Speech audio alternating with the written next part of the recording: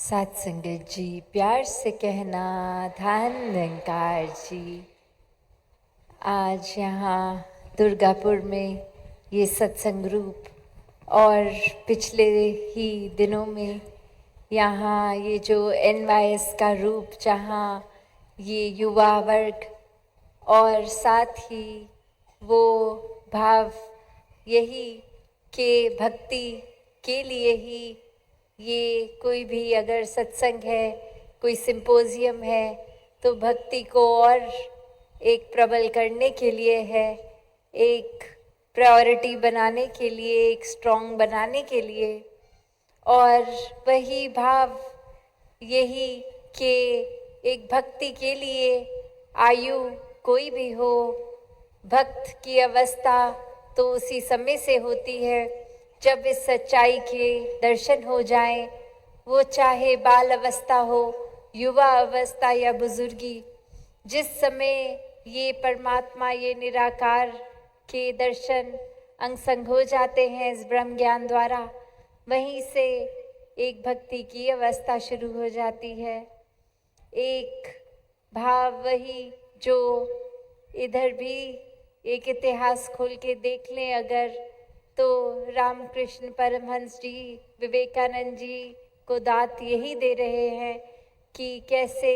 अपने जीवन को संवारा जाए, कैसे एक मुख अपना उज्जवल कर ले, ये रोशनी एक सच्चाई की हर समय के साथ लेकर, फिर वो जागरूकता, ये राइज एंड अवेक वाली बात आती है कि कैसे हम एक हर समय जागे रहें, अलर्ट रहें, चेतन रहें, हर समय में बीइंग इन द मोमेंट, उस पल में जिए, ना एक अतीत की बात, ना भविष्य की, फिर कोई बात नहीं सताती, कोई एक परेशानी नहीं बन के आती, क्योंकि हर पल में जो जीता है वही एक हर श्वास का वाकई ही सदुपयोग कर रहा है, हर सांस में इस परमात्मा को याद कर रहा है, एहसास कर रहा है। कैसे फिर ये हर पल में जहाँ चुनाव अक्सर आ जाते हैं, कैसी भी स्थिति हो कि इस पल में क्या करना है, तो भक्तों के लिए भी संसार उसी तरह है, उतार चढ़ाव संसार के उसी तरह हैं। फिर भक्त ही हमेशा कैसे सही चुनाव कर लेते हैं हर पल में, वो बहुत ही सरल और स्पष्ट एक उत्तर उसका कि हर पल में भक्तों के मन में परमात्मा है, ये एहसास है आत्ममंथन करके कि किस पल में किस तरह का व्यवहार अगर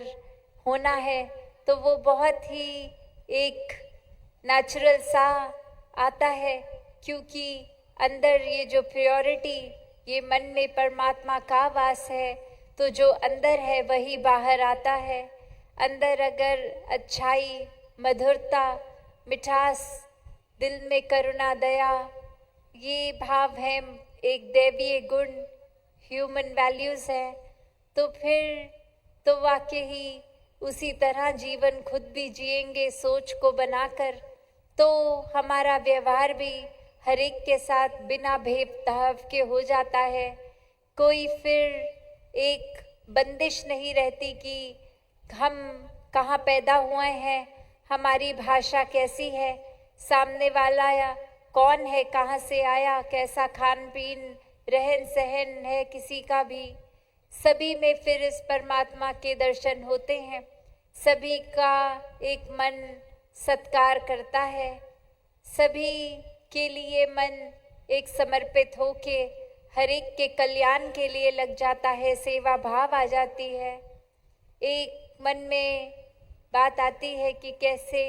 हर कोई इस जीवन को हर पल में एक बहुत अच्छी तरह जीवन को जिए, परमात्मा के साथ जुड़ जाए, इस आत्मा का भी जीते जी भी कल्याण हो, और जीवन खत्म होने के बाद भी ये आत्मा और परमात्मा का मोक्ष और ये मुक्ति के रूप में मिलन। तो भक्तों ने यही सिखाया कि हर पल अपना जीते जी कोई भी हम काम कर रहे हैं वो काम तब तक ही है जब तक वो कार्य की तरह सोच रखी है या मन में एक अहंकार या खुद को कर्ता मान रहे हैं तो वो कर्म रूप हो रहा है। पर जिस पल में एक मन को परमात्मा के प्रति समर्पित कर दिया, ये भाव ले आए कि ये परमात्मा ने जीवन बख्शा है, जीवन दिया है तो ही कुछ कर रहे हैं, कुछ धन दौलत भी अगर है तो परमात्मा की कृपा से है, फिर उसका भी सदुपयोग ही होगा। परमात्मा ने अगर परिवार दिया है तो वो जिम्मेवारी भी परिवार के प्रति एक निभाते चलते हैं कि कैसे हम परिवार का भी पालन पोषण करें, कामकाज भी करें, समाज पे बोझ ना बने। एक भक्त हमेशा भक्ति घर परिवार समाज में रह के ही करे, एक कर्तव्यों को अपनी रिस्पॉन्सिबिलिटीज़ को परे करके अकेले उस रूप में ना चले जाएं। तो ये एक जो रिश्ते हैं ये भी अगर जीवन लिया है तो है संसार में दोस्तों के, परिवार के, एक समाज के, तो उनको भी त्यागना नहीं है। इस संसार में रह के भी संसार से अलग जीवन भक्तों का रहा है कि कुछ भी करते हुए वो इंसानियत को एक मन में बसाया जिन्होंने परमात्मा को, उन्होंने फिर संसार में रह के संसार से फिर भी अलग जीवन बिताया। एक मोह माया मटीरियलिस्टिक दुनिया को मन पे इतना हावी नहीं होने दिया कि एक परमात्मा को ही भूल गए। संसार में ही रहते हुए संसार के हर पल में फिर भी परमात्मा को भक्तों ने हमेशा एक प्रायोरिटी बनाकर ही देखा। फिर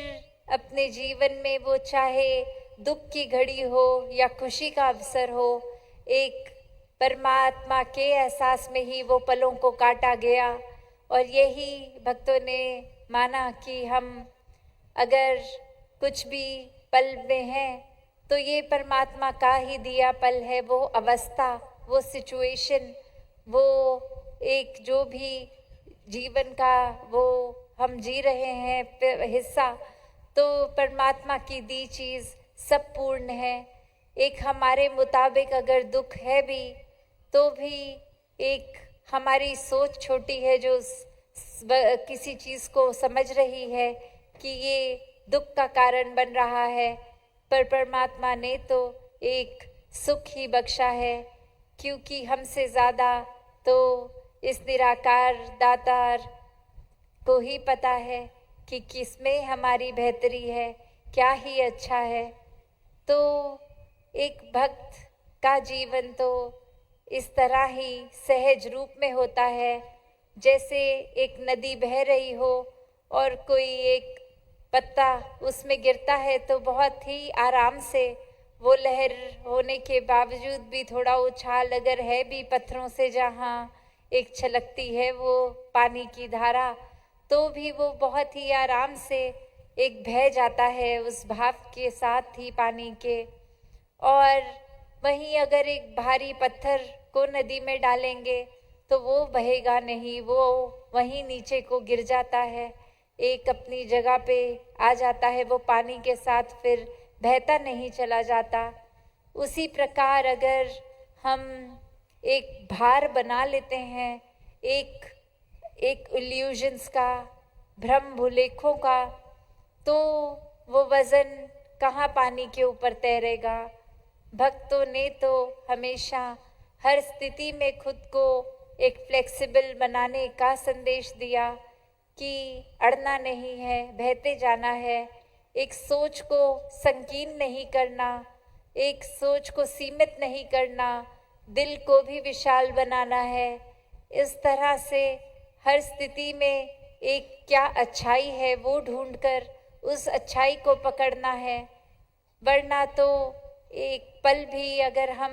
दृष्टि डालें कि बुराई छांटेंगे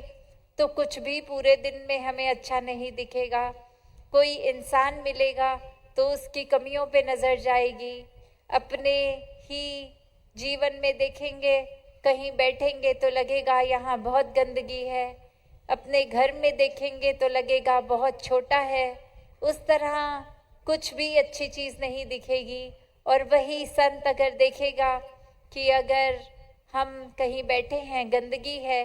तो वो गंदगी को साफ करने का खुद ही एक कि बिना किसी के बोले वो करने लग जाते हैं कि चलो गंदगी है तो साफ भी की जा सकती है। फिर उस जगह एक अच्छी जगह, साफ जगह भी बैठा जा सकता है। अपने घर परिवार में बैठ के फिर ये शुक्राना निकलता है कि परिवार के सदस्य तो जीवन में हैं, जिनका एक देखभाल की जा सकती है, जिनकी सेवा की जा सकती है। और वहीं वो अपने घर मकान पे भी नज़र जाए तो ऐसी ही जाती है कि शुक्र है परमात्मा सर पे छत तो दी। एक चाहे झोपड़ी रूप का मकान है या बड़ा महल है, तो भी एक उसके अंदर रहने तो गुजरान मात्र ही है। जीवन तो हर एक का जो आए हैं ख़त्म होना ही है। किस तरह जीवन को जीना है, ये भक्तों ने अपने जीवन को खुद जी के दिखाया। एक उस तरह ही कि सिर्फ बोल ना रह जाएं, कर्मों में अपने जीवन में वो डालकर भक्तों ने जैसा जीवन जिया, वही आज सत्संग रूप, सेवा रूप, एक सिमरन रूप कि ये दातार इस निराकार से मन और जुड़े, मन में अहंकार ना हो, समर्पित हो के पूरे एक मानवता के प्रति योगदान रहे। पूरे संसार की बिना भेदभाव ये सेवा की जाए और अपने मन का नाता इस परमात्मा से और गहरा हो। तो हर कोई इसी रूप में अपनी भक्ति करते जाए, इस सच्चाई से जुड़ के, इस निराकार को ब्रह्म ज्ञान के द्वारा जान के ये जीते जी ही अपनी आत्मा का कल्याण कर ले। सात संगत जी, धन निरंकार जी।